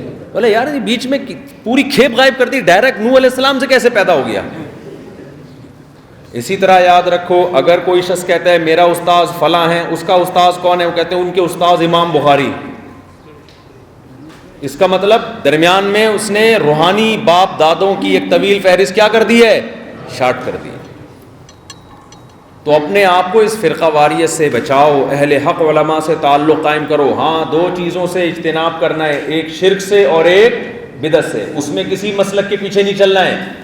فروعی مسائل میں ہم ابو حنیفہ کو فالو کرتے ہیں، فقہ حنفی کو فالو کرتے ہیں، لیکن عقیدے میں اور جہاں شرک اور توحید کی بات آئے گی، جہاں بدعت کی بات آئے گی، اس میں کسی کو فالو نہیں کرنا. اس میں شرک کسی کا قابل معافی ہے ہی نہیں. اب شرک کہاں کہاں ہوتا ہے تھوڑا سا بتا دوں میں، گرمی تو نہیں لگ رہی آپ لوگوں کو؟ یہ وقت تھوڑا رہ گیا ہے، ابھی بہت ہے ٹائم. اچھا پگھل نہ جائے نا. کوئی بات نہیں، یہ پسینہ خون سمجھ کر باہر آئے ہیں لوگ. ماشاءاللہ محبت کے آخر میں 4 شادیوں کی بات کریں گے انشاءاللہ، آخر میں بالکل لاسٹ میں، تاکہ آپ لوگ بیٹھے رہیں نا، اس بہانے بیٹھے رہیں گے آپ لوگ، ورنہ بیچ سے اٹھ کے نہ چلے جائیں گے. یہاں پہ جم کے بیٹھے ہوئے ہیں. 2 چیزیں دیکھو، بدعت اور شرک، یہ اپنے معاشرے میں نہیں آنے دینا. شرک کسے کہتے ہیں؟ اللہ کے سوا کسی کو پکارنا، یہ اسلام میں کیا ہے؟ حرام ہے. حرام کبیرہ گناہ. وَمَن يَدْعُ مَعَ اللَّهِ إِلَٰهًا آخَرَ لَا بُرْهَانَ لَهُ فَإِنَّمَا حِسَابُهُ عِندَ رَبِّهِ. جب آپ شرک کی بات کرتے ہو نا کہ صرف یا اللہ مدد, یا رسول اللہ مدد نہیں چلے گا, یا غوث آدم مدد نہیں چلے گا, قبروں سے مدد نہیں مانگی جائے گی. ایک صاحب میرے پاس آئے, کہنے لگے میرا آدھا دھڑ فالج زدہ ہے, میں بڑا پریشان ہوں, ٹھیک نہیں ہو رہا, میرا دل چاہتا ہے کہ میں فلاں بابے کے مزار پہ چلا جاؤں, مجھے کسی نے بتایا وہاں جاؤ گے تو دونوں آپ کا آدھا دھڑ کیا ہو جائے گا, ٹھیک. میں نے کہا مجھے ایک بات بتاؤ, وہ جو بزرگ مزار کے اندر گئے ہیں ان کے تو دونوں دھڑ کام نہیں کر رہے, تبھی تو قبر میں گئے ہیں نا. اگر ایک دھڑ کیا ایک انگلی بھی کام کر رہی ہوتی تو لوگ ان کو دفناتے. مجھے بات بتاؤ, ایک مردے کو لٹایا آپ نے غسل دینے کے لیے, اس کی انگلی تھوڑی سی ہل جائے تو جو غسل دینے والے ہیں وہ پھٹے پہ لیٹے ہوئے ہوں گے تھوڑی دیر. ایسا ہی ہے نا, خوف سے وہ سارے لیٹے ہوئے ہوں گے اور وہ اٹھا ہوا ہوگا. میں نے کہا بھائی جو بیچارہ قبر کے اندر جس کے دونوں دھڑ کام نہیں کر رہے, وہ آپ کے ایک دھڑ کو کیسے سیدھا کرے گا؟ اس کی کھوپڑی میں بات آ گئی الحمدللہ. تو قبروں سے مانگنا کیا ہے؟ شرک ہے. مزاروں سے مانگنا کیا ہے؟ شرک ہے. یا رسول اللہ مدد, یا علی مدد, یا غوث آدم, یہ نعرے اللہ کے لیے اللہ کو پسند نہیں ہیں, جہنم کا ذریعہ ہیں. اب جب یہ بات کی جاتی ہے نا, بہت سے بدعتی لوگ بولتے ہیں اچھا پولیس سے بھی تو مدد طلب کرتے ہو. ابھی یہاں سیکیورٹی کے لیے SHO صاحب آئے نا, ان کا شکریہ, اللہ ان کو جزائے خیر دے, انہوں نے سیکیورٹی دی. DSP صاحب کا بھی شکریہ. تو وہ کہہ رہے ہیں تم لوگ پولیس سے مدد طلب کرتے ہو, ڈوب رہے ہوتے ہو تو جو غوطہ خوروں سے مدد طلب کرتے ہو. ہم نے نبی سے مدد مانگ لی تو تمہیں ان وہابیوں کو جو ہے نا پیٹ میں درد ہونا شروع ہو جاتا ہے. پولیس سے جب مدد مانگنا شرک نہیں ہے تو نبی سے مدد مانگنا شرک کیوں ہو گیا؟ یہ سوال کیا جاتا ہے. سمجھ میں آ رہا ہے سوال کہ نہیں آ رہا؟ دیکھو مدد جو حرام ہے نا وہ مدد حرام ہے, وہ مدد شرک ہے جو اسباب سے ہٹ کر ہو. ایک مدد ہوتی ہے اسباب کے تحت ہوتی. اگر مجھے پیاس لگ رہی ہو, میں آپ سے کہوں مجھے پانی پلاؤ, آپ ٹانگوں سے چل کے جاؤ گے, یہ اسباب اختیار ہو رہے کہ نہیں ہو رہے؟ آپ کولر کا نلکا کھولو گے, نیچے گلاس رکھو گے, پانی کا کام ہے اوپر سے کہاں جانا؟ نیچے جانا. وہ پانی خود بخود نیچے آئے گا, گلاس بھرے گا, آپ نلکا بند کر کے ٹانگوں سے چل کے آؤ گے. یہ مدد حرام نہیں ہے, یہ تو سب ایک دوسرے سے مدد مانگتے ہیں. وہ مدد حرام ہے کہ جب اسباب ختم ہو جائیں تو جو مسبب الاسباب ہے, جو کچھ کرنے میں کسی سبب کا محتاج نہیں ہے, اس سے مدد مانگی جائے تو وہ مدد اللہ کے علاوہ کسی اور سے مانگنا شرک ہے. سمجھتے ہو کہ نہیں سمجھتے ہو؟ وَإِذَا غَشِيَهُمْ مَوْجٌ كَالظُّلَلِ دَعَوُا اللَّهَ مُخْلِصِينَ لَهُ الدِّينَ. اللہ نے کہا مشرک جب سمندر میں جاتا ہے اپنے معبودوں سے مدد مانگتا ہے, لیکن جب چاروں طرف سے طوفان آ جاتا ہے, اس کو پتہ ہے کوئی پولیس مدد نہیں کر سکتی, اب کچھ بھی نہیں ہو سکتا, اب کون مدد کر سکتا ہے؟ اللہ. تو اللہ کہتے ہیں یہ مشرک بھی توحید پرست بن کے اللہ کو پکارتا ہے. تو اس وقت جو پکار ہے وہ اللہ کے سوا کسی سے جائز نہیں ہے. آپ ڈاکٹر سے مدد مانگتے ہو, ہمیں اولاد چاہیے, میاں بیوی کی اولاد نہیں ہو رہی, ڈاکٹر کے پاس گئے, ڈاکٹر چیک اپ کرتا ہے, جس کی میں بیماری ہو اس کا علاج بتاتا ہے, اور وہ علاج ہو گیا اور اولاد ہو گئی, تو ڈاکٹر نے اولاد میں مدد کی نا, لیکن یہ مدد شرک نہیں ہے کیونکہ اسباب اختیار کر رہا ہے. ایک ہے زکریا علیہ السلام, 90 سال کے ہو گئے, سر سفید, بیوی بانج اور بوڑھی بھی ہو گئی. اب کسی ڈاکٹر کے پاس اس بڑھاپے میں انسان جائے کہ ڈاکٹر صاحب میرے بچہ نہیں ہو رہا, تو ڈاکٹر کہے گا بھائی تو بچہ چھوڑ, دماغ کا پہلے علاج کرا. آپ میں سے کوئی اگر چلا جائے تو ڈاکٹر یہی بولے گا نا کہ بچہ کہ نہیں ہے, مسئلہ کیا ہے تمہارے ساتھ, کیا مسئلہ ہے؟ اوپر کا مسئلہ ہے تمہارے ساتھ, بڑھاپے کی وجہ سے اوپر کی سیٹنگ کیا ہو گئی ہے, خراب ہو گئی ہے, سافٹ ویئر اپڈیٹ ہوگا اس میں, یہی کہے گا نا ڈاکٹر. لیکن زکریا علیہ السلام اللہ کے برگزیدہ پیغمبر, وہ اللہ سے بڑھاپے میں دعا مانگ رہے ہیں.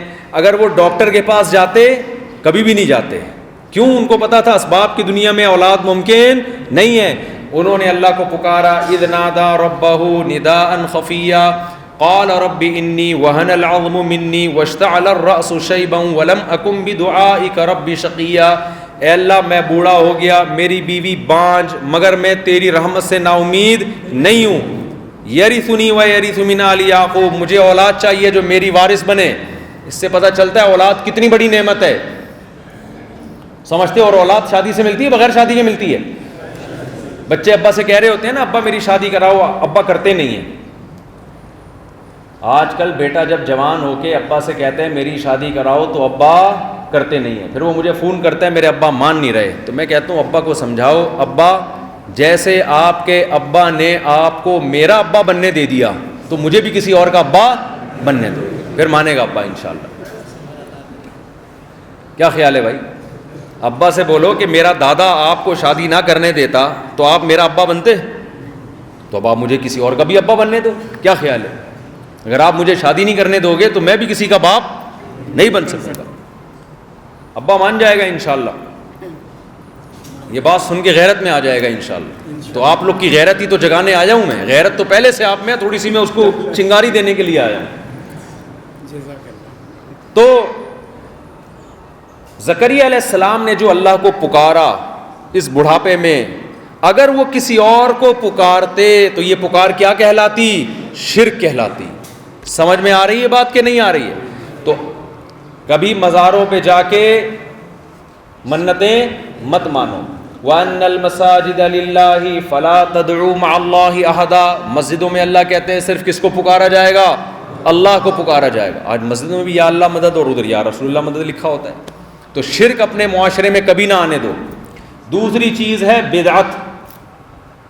بدعتیں بہت ہیں کے پی کے میں, پورے ملک میں ہی ہیں لیکن یہاں بہت زیادہ ہیں. اور جب سمجھایا جائے بھائی یہ جائز نہیں, کہہ رہے ہم لوگ کا اخپل طریقہ ہے بھائی, ہمارا کلچر ہے.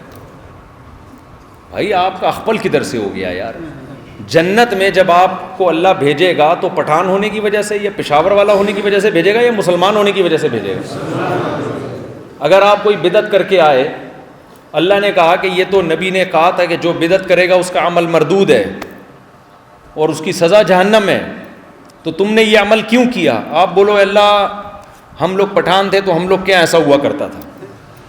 تو اللہ اگر کہے میں نے پٹھانوں کے لیے الگ جنت بنائی ہے اس میں سارے صرف پٹھان جائیں گے تو بات پھر ٹھیک ہے. کیا خیال ہے؟ لیکن اگر اللہ کہے کہ نہیں یہ جنت کس کے لیے ہے؟ یہ مسلمان کے لیے, جو اللہ اس کے رسول کی اتباع کرے گا اس کے لیے, چاہے کسی بھی قوم سے ہو, تو پھر میرے بھائی میں اور آپ کھٹائی میں پڑ جائیں گے. تو بہت ساری چیزیں ہمارے معاشرے میں ایسی ہیں جو ہم قوم پرستی کی وجہ سے کر رہے ہوتے ہیں, چاہے کوئی مہاجر ہو, چاہے کوئی پنجاب والا ہو, چاہے کوئی بنگلہ دیش والا ہو, چاہے کوئی پشتو والا ہو, چاہے کوئی سرائکی ہو. وہ کہتے ہیں میری قوم میں یہ رواج ہے, تو قوم کے رواج کو اللہ برداشت نہیں کرے گا. ہمارے نبی عرب تھے, جس قوم میں آئے وہ بت پرستی کرتی تھی. ہمارے نبی نے ان کو حکم دیا قولوا لا الہ الا اللہ, اس بت پرستی کو چھوڑ دو. انہوں نے کہا ہم عرب ہیں, انا وجدنا آباءنا کذالک یفعلون, ہم اپنے باپ دادا کو اسی طرح کرتے آئے ہیں, دیکھتے آئے ہیں, تو ہم باپ دادا کے طریقے پہ چلیں گے. تو قرآن نے کیا کہا؟ اولو کان آباؤہم لا یعقلون شیئا ولا یہتدون, چاہے تمہارے باپ دادا غلطی پر تھے پھر بھی باپ دادا کو فالو کرو گے. یہی دلیل نا بعض لوگ ہمیں دیتے ہیں کہ تمہارے باپ دادا حنفی تھے تو تم پھر بھی ان کو فالو کرو گے. باپ دادا, بھائی قرآن جن باپ دادا کو فالو کرنے کو حرام قرار دے رہا ہے وہ لوگ تھے لا یعقلون, جن میں عقل نہیں تھی, گمراہ تھے. جب باپ دادا نیک پرہیزگار ہوں, صحیح راستے پہ چل رہے ہوں, تو ان کی اتباع کا قرآن نے حکم دیا ہے, ان کے راستے کو چھوڑنا نہیں ہے. یوسف علیہ السلام جب جیل میں تھے تو جیل کے قیدی آئے, یوسف علیہ السلام نے خواب کی تعبیر بتائی, بالکل درست نکلی. تو اور یوسف علیہ السلام نے ایک معجزہ اور بھی ظاہر کیا, تو وہ حیران ہو گئی آپ کیسے معجزہ بتاتے ہیں. انہوں نے یوسف علیہ السلام نے کیا فرمایا؟ واتبعت ملۃ آبائی, میں اپنے باپ دادا کے دین پہ چلتا ہوں. ابراہیم و اسحاق و یعقوب, جس کا نام ابراہیم, اسحاق اور کیا ہے یعقوب. پتہ چلا باپ دادا کی اتباع ہمیشہ غلط نہیں ہوتی. اگر باپ دادا علماء صلحاء اور ابو حنیفہ جیسے ہوں پھر ان کی اتباع شریعت کا حکم ہے, اور باپ دادا ابو جہل جیسے جاہل ہوں, بتوں کو پوچھتے ہوں, ان کی اتباع اسلام میں کیا ہے؟ حرام ہے. تو مشرکین جاہل باپ دادا کی اتباع کرتے تھے. تو اگر آپ کی سوسائٹی میں, آپ کی قوم میں کوئی بدعت ہے تو اس کو یہ کہہ کے حلال مت کرو کہ یہ ہمارا کلچر ہے. سمجھ میں آ رہی ہے بات؟ اچھا بدعتی کیا گڑبڑ کرتا ہے؟ بس دو باتیں کر کے اپنے بیان کو ختم کرتا ہوں. بدعتی ایک گڑبڑ کرتا ہے بہت خطرناک قسم کی. جب بدعتی سے کہا جائے اس عمل کا قرآن و سنت میں ثبوت نہیں ہے تو فوراً کہتا ہے منع بھی تو نہیں ہے نا. سمجھ میں آ رہی ہے بات؟ وہ کیا کہتا ہے؟ منع بھی تو نہیں. بھائی اذان سے پہلے آپ صلاۃ والسلام پڑھنا شروع کر دو. آپ ان کو منع کرو بھائی یہ تو نبی حضرت بلال جو اذان پڑھتے تھے اس میں تو یہ تذکرہ نہیں ملتا. وہ کہہ رہے منع بھی تو نہیں ہے. تو اس کا جواب آپ یہ دیا کریں کہ بھئی ایسا کیا کرو کہ اذان جب ختم ہوتی ہے نا لا الہ الا اللہ, اس کے بعد محمد رسول اللہ بھی کہا کرو. کوئی کہہ سکتا ہے؟ اب مؤذن صاحب نے اذان دی, لا الہ الا اللہ پہ ختم کر کے آگے کہا محمد رسول اللہ, سارے محلے والے آ جائیں گے نا بھئی یہ اذان اتنی لمبی, میں اپنی طرف سے اضافہ کیوں کیا؟ اب وہ جواب میں کہے کہ نبی نے کیا اذان کے آخر میں لا الہ الا اللہ کے بعد محمد رسول اللہ سے منع کیا ہے؟ کہیں بھی ثابت نہیں ہے نا. تو عمل کے لیے ثبوت کی ضرورت ہوتی ہے, منع کرنے کی ضرورت نہیں ہوتی. ہم فجر کی 2 رکعتیں پڑھتے ہیں, اگر کسی دن امام 3 رکعتیں پڑھا دے نماز ہو جائے گی؟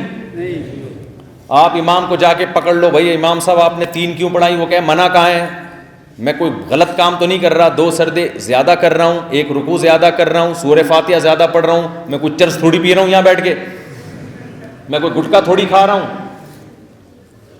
آج میں نے کہا چلو زیادہ جوش آ رہا ہے اللہ کی عبادت کا, ہم 2 کے بجائے کتنی پڑھ لیتے ہیں؟ 3 پڑھ لیتے ہیں. صحیح دلیل ہوگی غلط دلیل ہوگی؟ غلط دلیل ہوگی. تو جتنا جو عمل نبی سے ثابت ہے اس میں اپنی طرف سے اضافہ بولو نہیں کرنا. اور آخری بات بدعت تو سمجھ میں آ گئی نا. جب کوئی میتوں پہ بدعتیں ہوتی ہیں, دیکھو اللہ اس کے رسول کا حکم ہے جب کسی کے ہاں میت ہو جائے نا سستے میں ہلکے میں دفنا دو اس کو. کیا کرو؟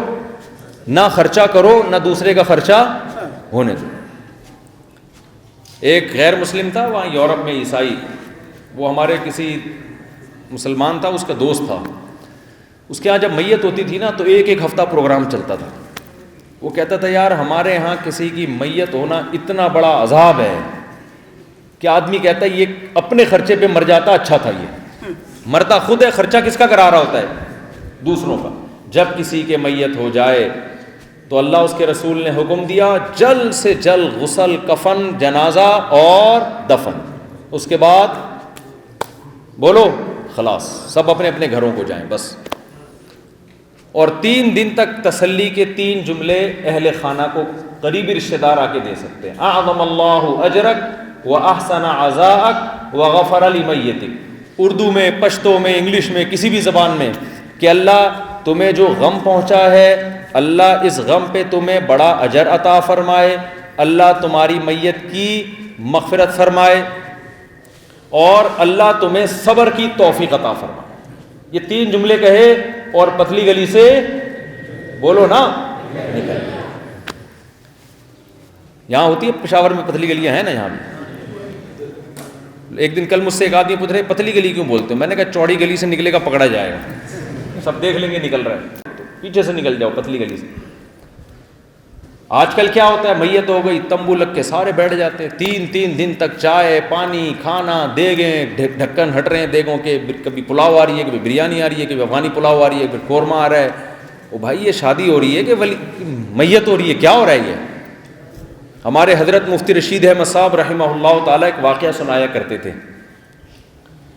کہ ایک آدمی نے بدعت سے توبہ کر لی کہ میں میت پہ لوگوں کو کھانا نہیں کھلاؤں گا. جو دفن کے لیے رشتہ دار آئے نا, دفن کے لیے دور سے, اور کھانے کا ٹائم ہو, ان کو کھلانا جائز ہے. کیونکہ ایسا نہ ہو, بعض دفعہ اتنا ٹائم ہوتا ہے کہ ڈر ہوتا ہے 2-3 میتیں ان میں سے بھی نہ ہو جائیں کہ تھک چکے ہوتے ہیں. باقی دے کے لگا کے تمبو لگ رہا ہے, لوگ آ رہے ہیں, رشتہ دار آ رہے ہیں, کھا رہے ہیں, جا رہے ہیں. یہ عمل صحابہ اور تابعین سے ثابت نہیں ہے, یہ غلط عمل ہے. عربوں کو دیکھو نا, سعودی عرب میں, عربوں میں بدعتیں نہیں ہیں. کوئی عرب میں قبر آپ کو ایک بالش سے اونچی نظر آئی ہے؟ کوئی پکی قبر پورے سعودی عرب میں, دبئی میں, شارجہ میں کہیں نظر آئی ہے؟ ہمارے یہاں کتنی اونچی اونچی قبریں ہیں. نبی صلی اللہ علیہ وسلم نے حکم دیا ایک بالش سے اونچی قبر کو گرا دیا جائے. تو میت پہ کیا کرنا ہے؟ وہ ہمارے حضرت ایک واقعہ سنایا کرتے تھے، ایک آدمی کے ہاں میت ہوئی، اس کے ابا کا انتقال ہو گیا. اب اس نے سوچا میں لوگوں کو کھانا نہیں کھلاؤں گا، شادی تھوڑی کی ہے جو کھانا کھلاؤں گا، میت ہوئی ہے بھائی. اب کیا ہے، لوگ غیرت کے تانے دیتے ہیں، مر گیا مردود، نہ فاتحہ نہ درود. اب یہ بڑا پریشان کہ یار میرا باپ کا انتقال ہوا، میں لوگوں کو قورمے کھلاؤں. اب جب لوگوں کے زیادہ تانے ملے نا اس نے کہا چلو بسم اللہ کر کے میں کھلاتا ہوں لوگوں کو. اس نے کیا کیا، سب لوگوں کو جمع کیا، دیگ پکوائی قورمے کی، سب کے سامنے موٹی موٹی ران کی بوٹیاں، اور سب کو بولا جب تک میں نہ بولوں کوئی شروع نہ کرے. اب لوگ بیٹھے ہوئے ہیں بوٹیاں ہاتھ میں لے کے. جیسے ہی لوگ نے کھانا شروع کیا اس نے بولا 1 منٹ میری بات غور سے سنو. آپ لوگوں نے بھی یہی کام کرنا ہے. لوگوں نے بولا بھائی کیا بات ہے جلدی بتا. اس نے کہا دیکھو بھائی میرے گھر میں میت ہو گئی، مجھے تو غم سے دال نہیں کھائی جا رہی مجھ سے، اور تمہیں شرم نہیں آتی میرے گھر میں مرغے کھانے کے لیے آگے ہو بے غیر. تو چلو بسم اللہ کرو. نے کہا میرے گھر میں میت ہو گئی ہے، میرا باپ مر گیا ہے، مجھ سے دال نہیں کھائی جا رہی غم کی وجہ سے، اور تم میرے گھر کیا گئے ہو مرغے کھانے، تمہیں شرم نہیں آتی، چلو بسم اللہ کرو. لوگوں نے کہا کم بخت تو نے ہمیں بسم اللہ کے قابل چھوڑا کہاں ہے. ہمارے حضرت مفتی رشید احمد صاحب رحمہ اللہ تعالیٰ فرمایا کرتے تھے، یہ پرانا زمانہ تھا جب لوگوں میں شرم اور غیرت تھی. فرمایا آج اگر یہ حرکت کی جائے لوگ کہیں گے تو ہمیں بے غیرت بول یا بے شرم بول، ہم پھر بھی کھائیں گے، پھر بھی کھائیں گے. تو میت پہ کیا کرنا ہے، جب کسی کے میت ہو جائے 3 جملے تسلی کے بولے اور پتلی گلی سے بولو نکل گئے. کھانا نہ کھائیں بیٹھ کے. ہاں جو دور سے رشتہ دار آئے ہوئے ہیں، جو تھکے ہوئے ہیں، وہ اپنے گھر نہیں جا سکتے، ان کے لیے کوئی اڑوس پڑوس میں کھانے کا انتظام کر دے، ٹھیک ہے. اس سے زیادہ نہیں کرنا کچھ. شریعت میں غم کو بڑھانے کا حکم نہیں ہے، غم کو بھلانے کا حکم ہے. کوئی پہلی دفعہ تھوڑی مرا ہے کوئی بندہ، سب نے مرنا ہے بھائی. جو زندہ ہیں ان پہ اعتراض ہونا چاہیے ابھی تک بچے ہوئے کیسے ہیں پاکستان میں. یہاں جو مر جائے نا تو وہ تو صحیح ہو گیا، مر گیا بیچارہ. مرنا ہم سب کو مرنا چاہیے تھا. ہماری حیرانگی کی بات یہ ہم اب تک مرے کیوں نہیں، بچے ہوئے کیسے ہیں ہم لوگ. تو جو مر گیا وہ تو ٹھیک ہو گیا، جو اس کا مطلب صحیح ہو گیا یہ، ورنہ بچنے والوں پہ حیرانگی ہونی چاہیے. دوسرا کام، آخری بات بس، دیکھو اللہ تعالیٰ نے جس طرح نماز کا حکم دیا، ایک تو آج سے عزم کرو تکبیر اولیٰ کے ساتھ باجماعت نماز کی پابندی کریں گے. اور تاجر لوگ دکان نہیں بند کرتے. قرآن میں اللہ نے حکم دیا رجال لا تلہیہم تجارت ولا بیع عن ذکر اللہ. اللہ فرماتے ہیں جو مسجد ہے نا اس میں کچھ آپ کو ایسے مبارک لوگ نظر آئیں گے کہ جب وہ تجارت میں ہوتے ہیں، دکان پہ ہوتے ہیں، تو نماز ان کی جو تجارت ہے ان کو نماز سے غافل نہیں کرتی. اللہ نے یہ نہیں کہا وہ تجارت کرتے نہیں ہیں، لیکن تجارت کرتے ہیں مگر نماز سے غافل نہیں ہوتے وہ. اور ایک آدمی فجر کی نماز اگر جماعت سے پڑھتا ہے اس کا مطلب باقی نمازیں بھی جماعت سے ہو جائیں گی. جو فجر نہیں پڑھتا باقی بھی چھوڑ دیتا ہے وہ. تو فجر پکڑ لو انشاءاللہ. دوسرا کام کیا کرنا ہے بھائی، وہ یہ اخپل والا مسئلہ ہے.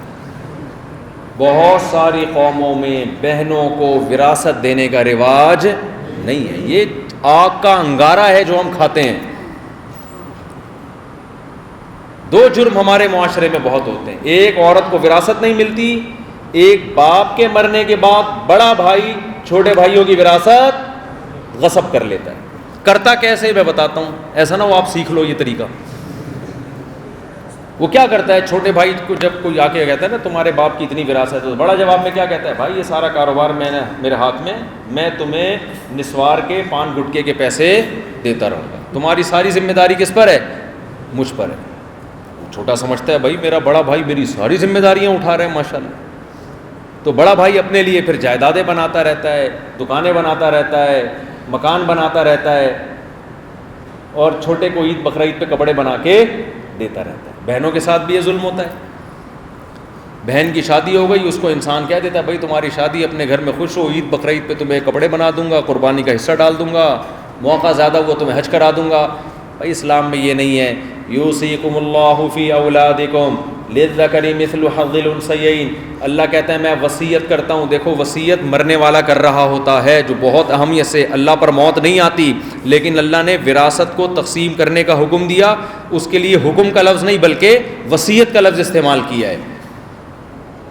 اللہ نے کہا کہ اللہ تمہیں وصیت کرتا ہے, مرد کو دگنا اور عورت کو اس کا آدھا ملے گا. یا ایھا الذین آمنوا لا یحل لکم ان ترثوا النساء کرہا. اے ایمان والو تمہارے لیے حلال نہیں ہے کہ عورت کے مال کے جبرن مالک بن جاؤ, زبردستی مالک بن جاؤ.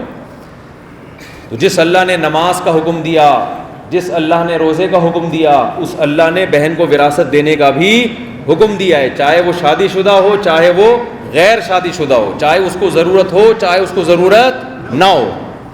سمجھتے ہو کہ نہیں سمجھتے ہو؟ تو جن لوگوں نے اب تک وراثت نہیں دی ہے اللہ کے عذاب سے ڈریں اور پورا حساب و کتاب کر کے جس جس کا حصہ بنتا ہے اس کے حوالے کریں. چھوٹا بھائی نابالغ ہے, اس کے بارے میں قرآن نے حکم دیا کیونکہ نہ سمجھ ہے, اس کا حصہ الگ رکھو, ابھی اس کے حوالے نہ کرو, لیکن اس کو بتاتے رہو کہ یہ تمہارا حصہ ہے, سونے کی شکل میں یا پراپرٹی کی شکل میں ہم نے محفوظ رکھا ہوا ہے, یہ تمہارا ہے, جب تم سمجھدار ہو جاؤ گے ہم تمہارے حوالے کر دیں گے. سمجھتے ہو کہ نہیں سمجھتے؟ اور آخری بات, ٹائم ہے 5 منٹ اور, آخری بات دیکھو, جو میں بات جہاں سے لے کے چلا تھا آخر میں پھر وہی گھوم کے آ رہا ہوں, کیونکہ سارا مسئلہ کیا ہے, خاندانی نظام کیا ہو رہا ہے, تباہ ہو رہا ہے, بے حیائی پھیل رہی ہے. دیکھو صحیح بخاری کی حدیث ہے, رسول اللہ صلی اللہ علیہ وسلم ایک محفل میں بیٹھے ہوئے تھے, صحابہ آپ کے ساتھ تھے. ایک خاتون آئی نبی صلی اللہ علیہ وسلم کی مجلس میں, عرض کیا یا رسول اللہ میں آپ سے نکاح کرنا چاہتی ہوں. ہمارے نبی نے اس کی طرف ایک نظر ڈالی اور نظر کو جھکا لیا. کافی دیر نظر جھکی رہی, وہ عورت سمجھ گئی کہ آپ صلی اللہ علیہ وسلم مجھ سے نکاح میں حاجت رغبت نہیں رکھتے, لیکن صاف انکار نہیں کر رہے حیا کی وجہ سے. مجمع میں ایک صحابی بیٹھے تھے, انہوں نے عرض کیا یا رسول اللہ اگر آپ اس سے نکاح نہیں کرنا چاہتے تو میرا اس سے نکاح بولو کرا دیں. ان صحابیہ نے بھی ان صحابی کو دیکھا ہوگا, لیکن صحابیہ کو اعتراض نہیں ہوا. صحابیہ کی خاموشی, عورت کی خاموشی اس کی علامت تھی کہ وہ ان کی پیشکش پہ راضی ہے. نبی صلی اللہ علیہ وسلم نے ان صحابی سے فرمایا کہ تمہارے پاس مہر کے لیے کیا ہے؟ میں نکاح تو پڑھانے کے لیے تیار ہوں, مہر کیا دو گے؟ یہ بخاری کی حدیث ہے. صحابی نے عرض کیا یا رسول اللہ لا املک الا ازاری, یہ جو تہبند جو میں نے نیچے پہنا ہوا ہے اوپر کی قمیض بھی نہیں تھی, کہ میں اس کے علاوہ کسی چیز کا مالک نہیں ہوں بس. آپ نے فرمایا التمس ولو خاتما من حدید, جاؤ لوہے کی انگوٹھی تلاش کر کے لاؤ, کچھ نہیں ملتا لوہے کی انگوٹھی لے آؤ. وہ گھر گئے, پورا اچھی طرح سب کچھ تلاش کر لیا, نہ لوہے کی انگوٹھی نہ کوئی پلیٹ نہ کوئی برتن, کچھ نہیں تھا. واپس آئے, عرض کیا یا رسول اللہ واللہ لا املک الا ازاری, اللہ کی قسم اس تہبند کے علاوہ کسی چیز کا مالک نہیں ہوں, انگوٹھی بھی نہیں ہے. اب مجھے بتاؤ ہم اور آپ ہوتے, سب سے پہلے تو ہم کہتے کہ جب تمہارے پاس کچھ ہے ہی نہیں تو تمہیں مفتی طارق مسعود کے بیان سنے جو تم ہر وقت شادی شادی کرتے رہتے ہو بیٹھ گیا ہے بھائی. جب کچھ دھیلا ہی نہیں ہے, ایک تہبند ہے اور بات کیا ہو رہی ہے, دکان, ہم لوگ کہتے ہیں نا دکان پکوڑوں کی اور باتیں کروڑوں کی. ایک آدمی کروڑوں اربوں کا بات کر رہے ہیں نا آپ کے سامنے بیٹھ کے, یہ بلڈنگ اتنے کروڑ روپے کی ہے, یہ اتنے کروڑ روپے کی ہے, یہ پروجیکٹ ابھی سب شروع ہونے والا ہے. اس کی باتوں سے آپ کو لگتا ہے پتہ نہیں کوئی دبئی سے آیا, کوئی بڑا تاجر ہے, بڑی اونچی اونچی باتیں کر رہا ہے. پھر آپ کہتے ہو آپ کا کرتے کیا ہو, کہہ رہے بھائی وہ ٹھیلے میں پکوڑے بیچتا ہوں. تو آپ بولے گے یار باتیں کروڑوں کی کر رہا ہے اور دکان کس کی ہے, پکوڑوں کی ہے. تو کوئی غریب آدمی جب نکاح کی بات کرے گا ہم کیا کہتے ہیں, یار تو کیسی بات کر رہا ہے. لیکن ہمارے نبی نے ایک جملہ حوصلہ شکنی کا نہیں ہوا, ہمارے نبی نے, کیونکہ مہر ضروری ہے نا نکاح میں, تو وہ نبی یہ کوشش فرما رہے ہیں کہ مہر کا انتظام کر لو کہیں سے, بس باقی کیا ہے کیا نہیں ہے اس سے مجھے کوئی بحث نہیں ہے. پھر نبی نے فرمایا جاؤ دوبارہ تلاش کرو. وہ دوبارہ گئے, کچھ بھی نہیں تھا. پھر آ کے کہنے لگے یا رسول اللہ یہ ازار ان کو مہر میں دے دیں. یہی ہے میرے پاس. آپ نے فرمایا جب ازار ان کو مہر میں دے دو گے, جلستا ولا ازار اللہ, تو خود کیا پہنو گے بھائی, خود کیا پہنو گے؟ کافی دیر گزر گئی, وہ صحابی بیٹھے بیٹھے بیٹھے مایوس ہو کے گھر چلے گئے. ان کو اندازہ ہو گیا بھائی مہر ہی نہیں ہے. ہمارے نبی صلی اللہ علیہ وسلم مسلسل سوچ رہے ہیں ان کا میں نے اس سے نکاح کرانا ہے. آپ صلی اللہ علیہ وسلم نے ایک صحابی کو بھیجا کہ جاؤ ان کو بلا کے لاؤ. ان کو بلا کے لایا گیا. آپ نے پوچھا کیا تمہیں قرآن کی کچھ صورتیں یاد ہیں, زبانی پڑھ سکتے ہو؟ صحابی نے کہا ہاں فلاں فلاں صورت مجھے زبانی یاد ہے. آپ نے فرمایا یہ صورتیں اپنی بیوی کو یاد کرا دینا. زوجتکھا بما معک من القرآن, تمہیں جو قرآن یاد ہے وہ اپنی بیوی کو یاد کرا دینا, اس مہر کے بدلے میں نے تمہارا نکاح اس سے کرا دیا. کتنا آسان تھا یا نہیں تھا؟ آج پشاور میں ایسا ہوتا ہے؟ بولو نا. تو یہ پھر شریعت ہوئی ہے, یہ پٹھان پنا ہو گیا؟ بتاؤ. نہ پشاور میں ہوتا ہے, نہ پنجاب میں ہوتا ہے, نہ کراچی, کہیں بھی نہیں ہوتا. یہ تو ہم اپنی قوم کو اور کلچر کو فالو کر رہے ہیں نا. کتنا آسان. یہاں استخارہ کدھر گیا؟ آج ایک تو نکاح ہوتا نہیں ہے, رشتے ہوتے نہیں ہیں, ہوتے ہیں تو 6 مہینے استخاروں کی بھیٹ چڑھا دیتے ہیں ان کو. بار بار کہتا ہوں دیکھو استخارہ ایک سنت ہے ایک بدعت ہے. سنت استخارہ وہ ہے جو پیغمبر نے بتایا, 2 رکعت پڑھ کے دعا مانگی جائے, اللہ بہتر ہے مقدر کر دے, بہتر نہیں ہے تو ہٹا دے. خواب کا کہیں تذکرہ نہیں ہے کہ خواب میں نیلا پیلا گلابی نظر آئے گا, کوئی پازیٹیو نیگیٹو سگنل نظر آئے گا. لوگ کیا کرتے ہیں, استخارے کی دعا پڑھ کے سوتے ہیں, پھر خواب آیا, چڑیل آ گئی, اس کا مطلب نہیں کرو, فرشتہ آ گیا اس کا مطلب کر لو. ایسا کچھ بھی نہیں ہے. دعا ہے بھائی, جیسے دعائیں ہوتی ہیں, کرنا وہی ہے جو کس میں آ رہا ہے, کھوپڑی میں آ رہا ہے. تو کھوپڑی میں بات آ رہی ہے تو کر لو. ہمارے ایک دوست کو کوئی لڑکی پسند آئی, اس نے نکاح کا پیغام بھیجا, لڑکی کے ابا کو بھی لڑکا پسند تھا, لڑکی کو بھی لڑکا پسند تھا. اب پسند پر تو اللہ نے کوئی پابندی نہیں لگائی نا. یہ بھی غیرت کے خلاف ہے کہ آپ کا بیٹا آ کے بولے مجھے وہ پسند ہے, میرا نکاح کرا دو, آپ ایک دم غیرت میں آ گئے. تو یہ شریعت کی مطابق غیرت ہے, شریعت کے خلاف ہے. اگر لڑکی نے بولا ابا میرا فلاں جگہ نکاح کرا دو, آپ کو ایک دم میٹر گھوم گیا, غصہ آ گیا, تو یہ شریعت کی غیرت نہیں ہے. یہ کون سی غیرت ہے؟ یہ اپنی قومی غیرت ہے. سمجھتے ہو کہ نہیں سمجھتے ہو؟ دیکھو نبی صلی اللہ علیہ وسلم کے دور میں ایک بچی تھی جس کے والد فوت ہو گئے تھے, تو چچا نے مغیرہ ابن شعبہ سے نکاح کرایا اس کا. وہ بڑے مالدار صحابی تھے. لڑکی جو تھی پسند کرتی تھی کسی غریب صحابی کو. لڑکی کی ماں آئی, اس نے نبی سے عرض کیا یا رسول اللہ میری بیٹی فلاں جگہ نکاح کرنا چاہتی ہے, چاچا نے فلاں جگہ کرا دیا ہے. حالانکہ وہ جہاں بیٹی کرنا چاہتی تھی وہ غریب صحابی تھے. تو آپ صلی اللہ علیہ وسلم نے حضرت مغیرہ بن شعبہ والا نکاح ختم کرایا اور اس لڑکی کا وہاں نکاح کرایا جہاں وہ چاہتی تھی. آج ہمارا اتنا ظرف ہے؟ بولو بھائی کیا ہو گیا؟ نہیں ہے ظرف. باپ نے کہیں نکاح کی بات کی, اگر لڑکی یہ کہہ دے نا کہ میں نے فلاں جگہ کرنی ہے, ایک دم توپیں نکل آتی ہیں, دھاڑ دھڑیاں, بم دھماکے, خاندانوں میں لڑائیاں. نبی سے زیادہ کون غیرت مند ہوگا بھائی؟ آپ نے وہاں نکاح توڑوایا, پھر آپ نے فرمایا لن ترى للمتحابین مثل النکاح, 2 محبت کرنے والوں میں نکاح سے بہتر کوئی چیز نہیں ہے. جب یہ وہاں چاہ رہی ہے وہ بھی چاہ رہے ہیں تو دونوں کا نکاح کراؤ. تو جہاں لڑکا لڑکی چاہ رہے وہاں نکاح کرانا غیرت ہے, ان کو وہاں سے ہٹانا بے غیرتی ہے. میں سمجھا پا رہا ہوں بھائی کہ نہیں سمجھا پا رہا؟ تو یا پشتو میں سمجھاؤں؟ چائنیز میں نہیں سمجھا سکتا. وہ چائنیز والا لطیفہ سنا ہے آپ لوگوں نے؟ وہ ایک آدمی ایک چائنیز کے پاس گیا, پاکستانی ہے, جو انٹرنیٹ پہ سنتے ہیں ان کے لیے تو پرانا ہو گیا, آپ لوگ میں بہت سن نہیں سنا ہوگا. چائنیز بولتے ہیں چنگ پونگ کر کے بات کرتے ہیں. وہ ایک پاکستانی گیا چائنیز کی عیادت کے لیے, بیمار تھا بیچارہ, اپنا دوست تھا, اس کے آکسیجن لگی ہوئی تھی. پاکستانی اس کے قریب جا کے کھڑا ہو گیا, حال احوال پوچھوں گا, تو ایک دم چائنیز نے بولا چاں پی چنگ پانگ چاں پاں پاں کرتے ہوئے مر گیا.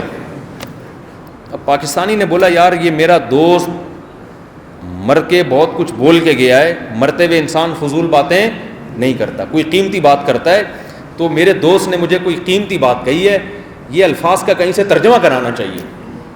اس نے یاد کر لیا نا چاں پاں چیں پاں چاں کیا بولا ہے اس نے. تو یہ پاکستانی گیا چائنا, وہاں اس نے بولا بھائی میرا دوست تھا مرتے ہوئے مجھے یہ بول کر گیا چاں پاں چیں چیں پاں پاں چاں چاں پاں, اس کا کیا مطلب ہے؟ اس کا ترجمہ کرایا تو پتہ چلا ترجمہ یہ تھا الو کے پٹھے آکسیجن کے پائپ سے پاؤں ہٹا.